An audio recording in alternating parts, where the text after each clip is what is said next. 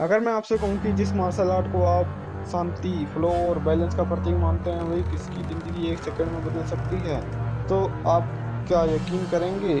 और सच ये हो कि असली ताकत पंचेज़ में नहीं बल्कि कंट्रोल में छिपी हुई होती है, तो फिर हम अब तक क्या गलत समझते आए हैं? यही वह सवाल है जो आज हमें अनकम्फर्टेबल करता है और यहीं से इस कहानी की शुरुआत होती है। अकीडो उस मार्शल आर्ट की जिसे ज्यादातर लोग सॉफ्ट, डिफेंसिव और हार्मलेस समझ लेते हैं। बाहर से शांत दिखने वाली ये मार्शल आर्ट अंदर से उतनी ही रूथलेस हो सकती है। इसकी फिलोसफी हार्मोनी और रिडायरेक्शन की बात करती है, लेकिन इसकी जड़ें बैटलफील्ड में हैं, जहाँ पॉइंट्स नहीं सर्वाइवल मायने रखता है। समुराई के लिए ये कोई परफॉर्मेंस नहीं थी, यहाँ आखिरी विकल्प था। और यहीं से ईगो का रियलिटी से टकराव होता है।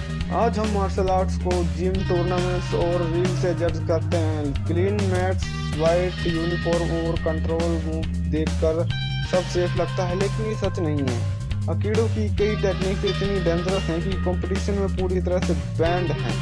वजह सिंपल है, यहाँ एंटरटेनमेंट नहीं है, परमानेंट डैमेज का रिस्क होता है। स्पोर्ट्स सेफ्टी चाहता है, वॉर एफिशिएंसी। इस फर्क को समझे बिना हम अक्सर आधी कहानी ही देखते हैं। मूवीज हमें सिखाती है कि फाइट मतलब एग्रेशन, स्पीड और ब्रूटल पावर।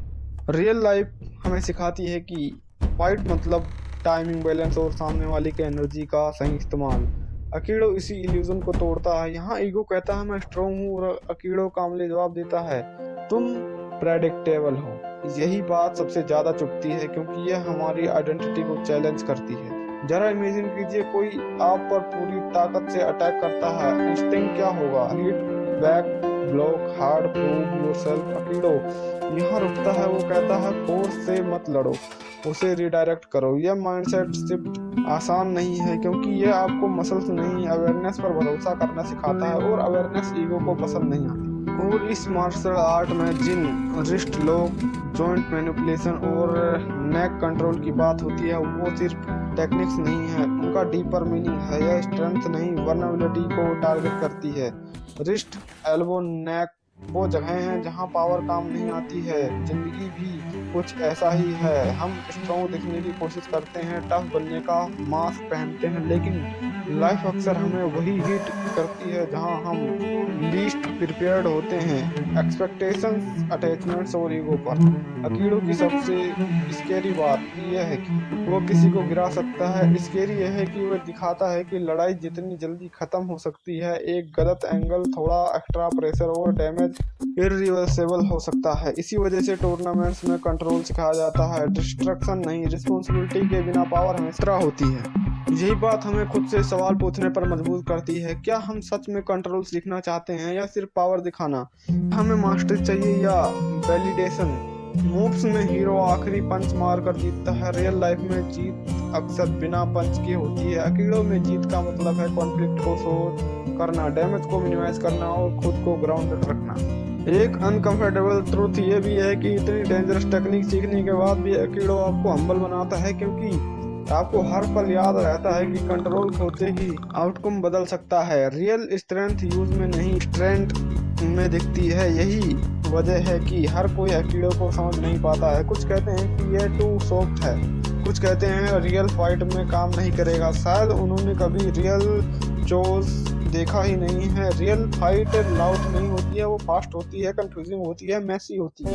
अकीडो उसी कोज के लिए बना है। ये फाइट करना नहीं सिखाता है, फाइट अवॉइड करना सिखाता है। और अगर अवॉइड ना हो पाए तो एंड इट क्विकली, क्लीनली, बिना रेज की। No drama, no ego trip. लेकिन असली बात तो अब आने वाली है। अकीडो डेंजरस इसलिए नहीं है क्योंकि इसमें लेथल टेक्निक्स हैं, डेंजरस इसलिए है क्योंकि ये इल्यूजन तोड़ देता है कि ताकत दिखाना जरूरी नहीं है। दिखाता है कि असली एनिमी सामने वाला नहीं, हमारा ईगो है। और जब हम ईगो को कंट्रोल करते हैं तब क्लियरिटी आती है।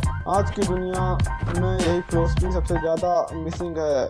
हम हर कॉन्फ्लिक्ट को ड्रैग करते हैं, आर्ग्यूमेंट, रिश्ते, मिसअंडरस्टैंडिंग, ईगो बीच में आ जाता है और हम लेट गो नहीं कर पाते हैं। अकीडो कहता है कि फ्लो के खिलाफ मत चलो, रेजिस्टेंस बढ़ाओगे तो चोट भी बढ़ेगी, फ्लो अपनाओगे तो आउटकम बदल जाएगा। आखिर में एक बात साफ है, अकीडो हमें यह नहीं सिखाता है दूसरों को कैसे गिराया जाए, ये सिखाता है कि खुद कैसे ग्राउंडेड रहा जाए। अगर आज की ये बात आपको थोड़ी भी अनकंफर्टेबल लगी हो तो अच्छी बात है। अगर इसने आपको खुद से सवाल पूछने पर मजबूर किया हो तो यही असली जीत है।